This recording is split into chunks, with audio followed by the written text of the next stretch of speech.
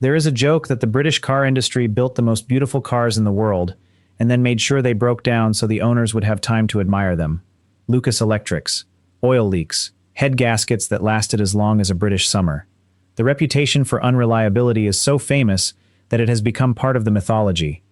But underneath the jokes and the stereotypes, there were British cars that refused to die. Cars that were built so simply, so stubbornly, that they outlasted the factories that made them. Cars that are still running today, 50 years later, on the original engine, the original gearbox, and the original electrics. The most reliable British car of the 70s was not the one you expect. It was built in a factory that most car enthusiasts have forgotten, by a company that started life making farm equipment. 5 cars, 5 different definitions of reliability, and only one was the toughest. Let us count them down. Number 5. The Morris Marina. Cowley, 1971. The Marina is remembered, when it is remembered at all, as one of the most boring cars ever built. It was designed to be cheap, simple, and mass-produced, and it succeeded at all 3. The Marina was powered by a 1.3-liter or 1.8-liter overhead valve engine, producing between 60 and 70 horsepower. The top speed was around 90 miles per hour, and the fuel consumption was modest. The car was leaf-sprung at the rear, drum-braked on the early models, and trimmed in vinyl that smelled of chemicals and lasted approximately forever. And that is the point. The Marina was not exciting, but it was durable. The engines were based on the BMC A-Series and B-Series designs, which had been in production since the 1950s, and had been refined to the point where every mechanic in Britain knew them by heart. The parts were cheap, the repairs were simple, and the car could be kept running with a socket set and a basic understanding of engines. The Marina sold in enormous numbers, with over 800,000 units produced across all variants, and for many British families in the 70s, it was the first new car they ever owned.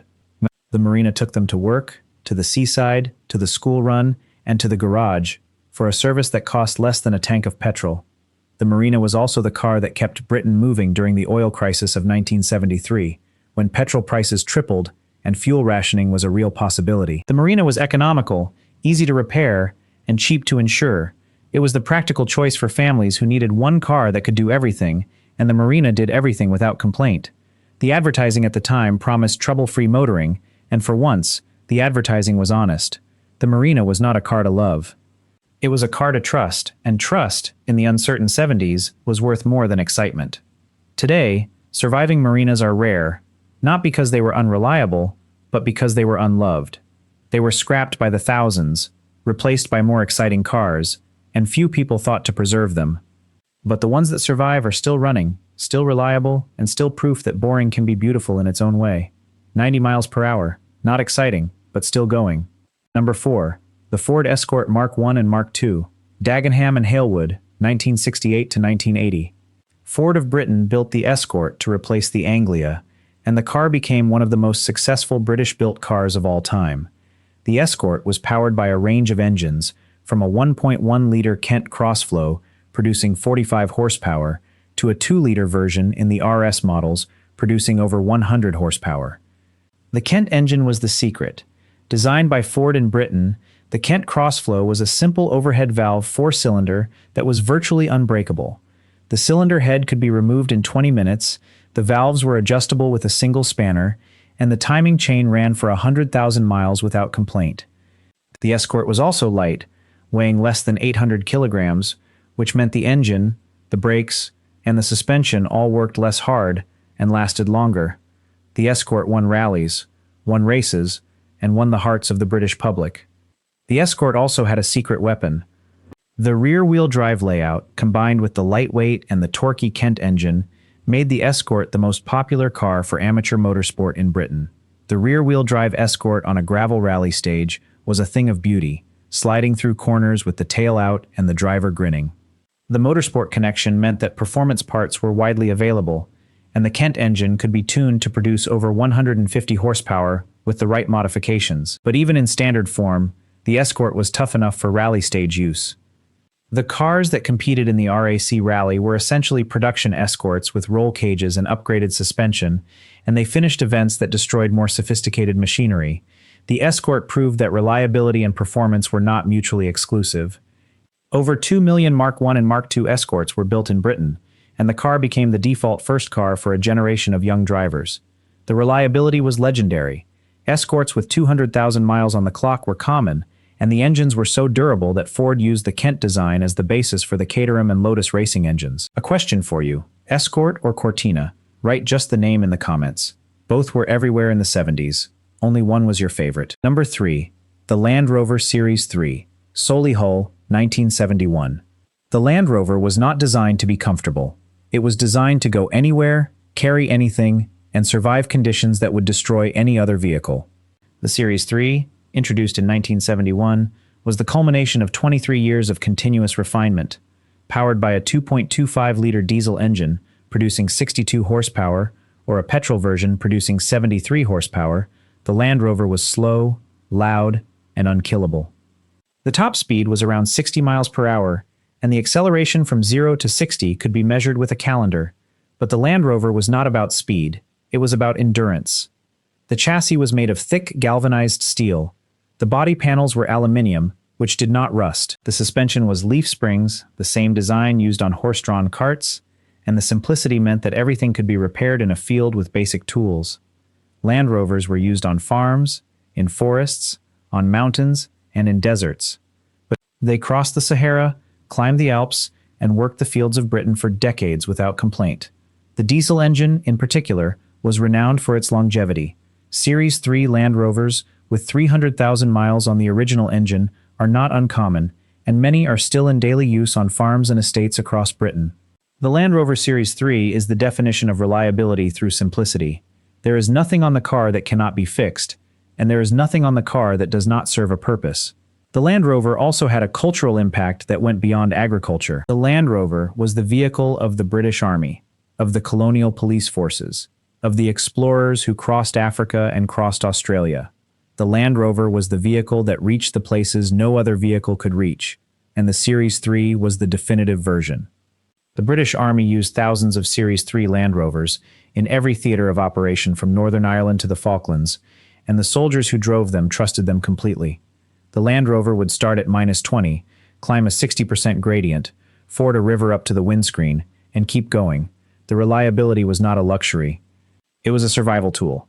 Over 400,000 Series 3 Land Rovers were built, and the design was so successful that the Defender, which replaced it, used essentially the same chassis and body for another 30 years. Number 2. The Vauxhall Viva. Ellesmere Port, 1963 to 1979.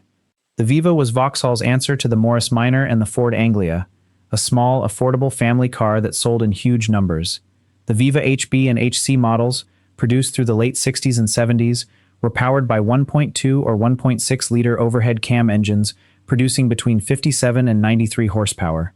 The engines were designed by Vauxhall in Britain and were known for their durability. The overhead cam design was more modern than the pushrod engines used by many rivals, and the camshaft, driven by a timing chain, ran reliably for the life of the engine.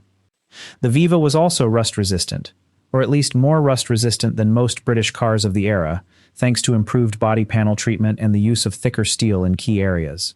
The Viva sold over 1 million units across all generations, and the car became a fixture of the British suburban landscape. Families drove Vivas to the shops, to the coast, and to the school gates, and the car earned a reputation for starting first time, every time, regardless of the weather. The Viva was not glamorous, it was not fast, and it was not exciting. But it was dependable, and in the Britain of the 70s, with petrol rationing, power cuts, and economic uncertainty, dependable was exactly what people needed. Number 1. The Austin Morris Mini. Longbridge and Cowley, 1959 to 2000. The Mini is the most reliable British car ever built, and the reason is simple. Alex Issigonis, the Greek-born engineer who designed it, eliminated everything that was not essential. The engine was mounted sideways, the gearbox was in the sump, and the wheels were pushed to the absolute corners of the car. The Mini was tiny, light, and mechanically pure.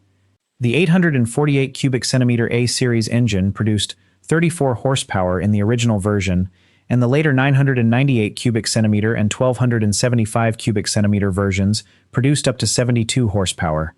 The top speed ranged from 70 to 90 miles per hour depending on the engine.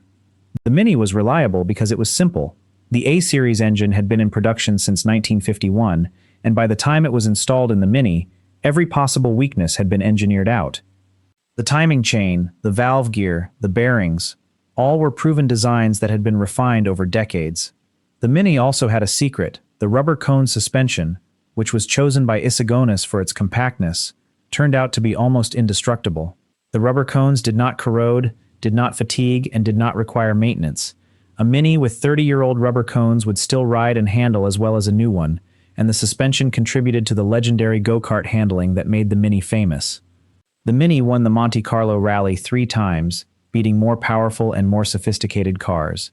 And the secret was the handling, which came directly from the simple, reliable suspension design. The suspension used rubber cones instead of steel springs, which meant no corrosion, no fatigue, and no maintenance.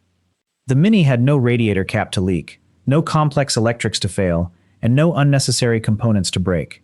Over 5 million Minis were built across 41 years of production, and the car became the most produced British car in history.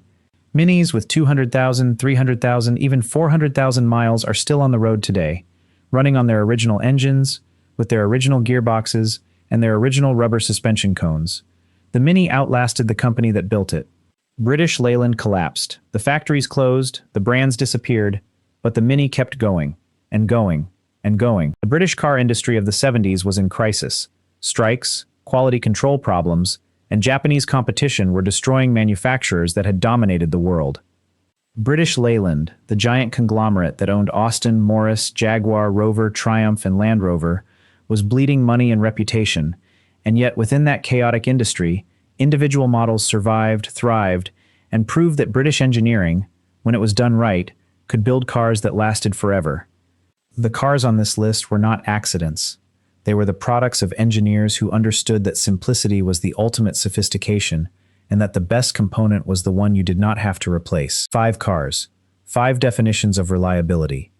We started with the Morris Marina, the boring car that refused to brake, then the Ford Escort, with its unbreakable Kent engine, next the Land Rover Series 3, the aluminium workhorse that could survive anything, then the Vauxhall Viva, the suburban dependable, and finally the Mini, the car so simple that nothing could go wrong. The surprising thing about this list is that the most reliable British car was also the simplest. The Mini proved that reliability is not about complexity, it is about eliminating everything that can fail. The lesson of these cars is still relevant today. Modern cars are more complex, more efficient, and more capable than anything the 70s produced. But the complexity comes at a cost. A modern car with a sensor failure can be undrivable, requiring a dealership diagnostic and a replacement part that costs hundreds of pounds. The cars on this list could be fixed on the side of the road, with tools that fit in a biscuit tin. That simplicity was not a limitation. It was a gift. And the millions of drivers who relied on these cars, day after day, year after year, knew the value of that gift. These cars were more than transport. They were constants in a changing world. They started on cold mornings, they survived rough roads, they carried families for decades, and they never asked for more than basic maintenance. Which of these 5 cars would you trust to start every morning for the next 20 years? Marina, Escort, Land Rover, Viva, or Mini? Write just the name in the comments. If you enjoyed this journey through British engineering that refused to die, leave a like and subscribe. And tell us what you want us to take apart next. British racing cars, British buses, British motorcycles, or something else entirely.